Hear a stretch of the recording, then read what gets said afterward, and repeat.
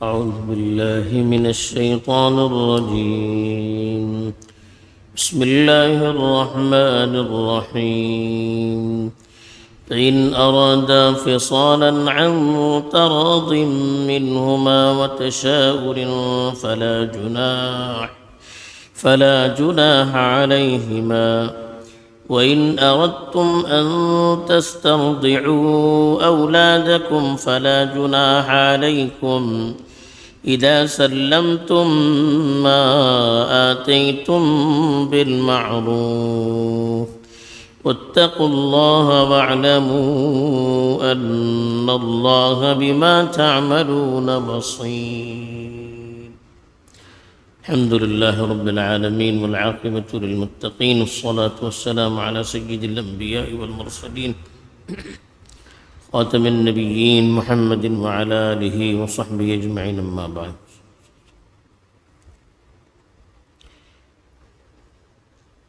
کل اس آیت کے ایک ٹکڑے کی تشریح کی گئی تھی کہ بچہ پیدا ہو جائے تو اس کی دودھ پلانے کی ذمہ داری سب سے پہلے اس کی ماں پر ہوتی ہے، اور مطلقہ عورت ہو تب بھی ماں ہی زیادہ حقدار ہوتی ہے. پھر اس کے لیے کیا طریقے ہونے چاہیے، ایک دوسرے کا کس طرح سے خیال رکھنا چاہیے، اس کی وضاحت کی گئی تھی. اب اگلے ٹکڑے میں دو مسائل بیان کیے جا رہے ہیں. پہلی چیز تو یہ جسے کل بتایا گیا کہ بچے کی دودھ پلانے کی جو عمر ہوتی ہے وہ مکمل 2 سال ہے، لیکن اگر کسی وجہ سے اس سے پہلے وہ دودھ چڑانا چاہے، کسی مصلحت کی وجہ سے، کبھی ماں کو تکلیف ہوتی ہے، کبھی کوئی اور مسئلہ ہوتا ہے، تو وقت سے پہلے دودھ چھڑانا چاہیں تو اس کے لیے ایک تو آپسی رضامندی ضروری ہے، میاں بیوی کے اندر آپسی رضامندی ضروری ہے. دوسرے ان لوگوں سے مشورہ کرنا بھی ضروری ہے جو بچوں کی صحت کے بارے میں جانتے ہوں، یعنی ڈاکٹر ہے، معالج ہے. ان سے بھی مشورہ کرنا ضروری ہے کہ اگر وقت سے پہلے بچے کا دودھ چھڑایا جائے تو کیا بچے کو نقصان تو نہیں ہوگا، ماں کا نقصان تو نہیں ہوگا. تو ان ساری چیزوں کا مشورہ کر کے اگر 2 سال سے پہلے دودھ چھڑایا جائے تو اس میں بھی کوئی حرج نہیں ہے.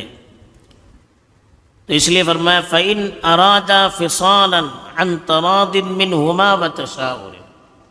فصال کہتے ہیں دودھ چھڑانا، تراضٍ کہتے ہیں رضامندی کے ساتھ، آپسی رضامندی ایک دوسرے کی، تشاور ایک دوسرے سے مشورہ. اگر وہ دونوں وقت سے پہلے دودھ چھڑانا چاہیں رضامندی سے، دونوں کی رضامندی سے اور مشورے سے، فلا جناح علیہم، اس پر کوئی حرج نہیں ہے، کوئی گناہ نہیں ہے، لیکن دونوں کی رضامندی بھی ہونی چاہیے اور جانکاری رکھنے والوں سے مشورہ بھی ہونا چاہیے.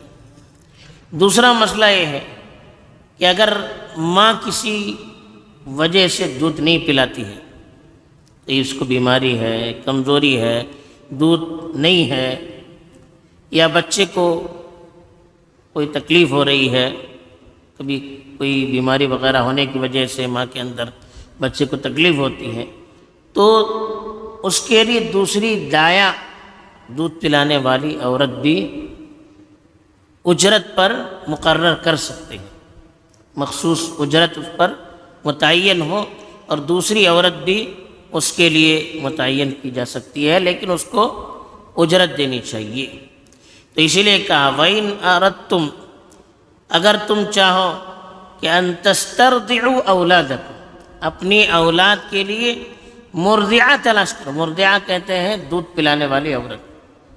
دودھ پلانے والی عورت اپنے بچے کے لیے اگر تم تلاش کرنا چاہو، یعنی اگر وہ بیوی دودھ نہیں پلاتی ہے، کسی وجہ بھی ہو سکتی ہے اور کوئی دوسرا سبب بھی ہو سکتا ہے، ورنہ زیادہ مناسب، جیسا پیچھے بتایا گیا تھا کہ ماں کا دودھ ہی بچے کے لیے زیادہ مناسب ہے، لیکن اگر وہ پلانا نہیں چاہتی ہے یا کوئی بیماری وغیرہ ہے، کوئی عذر وغیرہ ہے، وہ دوسری مرضعہ اس کے لیے تلاش کرنا چاہتے ہیں، دودھ پلانے والی عورت، فلا جناح علیکم، تب بھی تم پر کوئی گناہ نہیں ہے، کوئی حرج نہیں ہے، کر سکتے ہیں ضرورت پر۔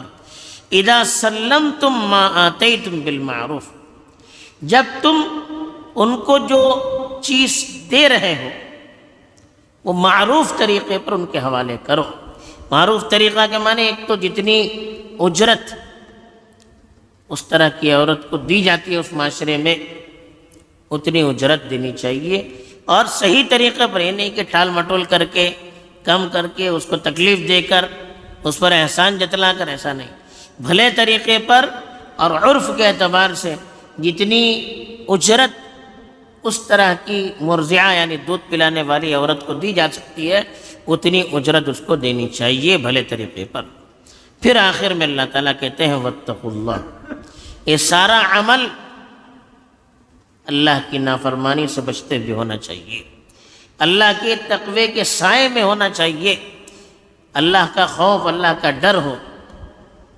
جب اللہ کا ڈر دل میں ہوگا، اللہ کی نافرمانی سے بچنے کا احساس دل کے اندر ہوگا، تو پھر نہ شوہر بیوی کے سلسلے میں کوئی کوتاہی کرے گا یا کوئی زیادتی کرے گا، نہ بیوی شوہر کے سلسلے میں کوئی کمی بیشی کرے گی، یا مرضعہ کے سلسلے میں کوئی کمی بیشی کی جائے گی۔ جب اللہ کا ڈر دل کے اندر ہو، اللہ کا استحضار ہو، تو اللہ کا استحضار ذہن میں رکھ کر اللہ کی نافرمانی سے بچتے ہوئے یہ عمل ہونا چاہیے۔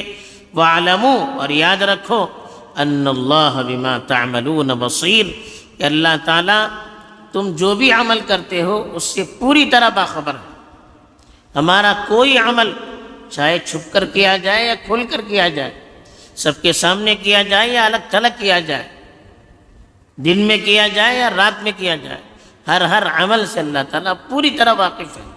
اس لیے ذرا بھی ان مسائل میں اونچ نیچ ہوگی، کہیں کسی طرح سے زیادتی ہوگی یا کمی ہوگی یا کسی کی حق تلفی ہوگی، تو اللہ تعالیٰ ہر چیز سے واقف ہے، اور اللہ کا خوف، اللہ کا استحضار اور اللہ کے یہاں حساب دینے کے تصور کو سامنے رکھ کر اگر ہم اپنے معاملات کریں گے تو انشاءاللہ اس کے اندر کوئی ظلم و زیادتی نہیں ہوگی۔ یہی پیغام ہے، اللہ تعالیٰ میں توفیق دے، آمین۔ وآخر دعوانا الحمدللہ۔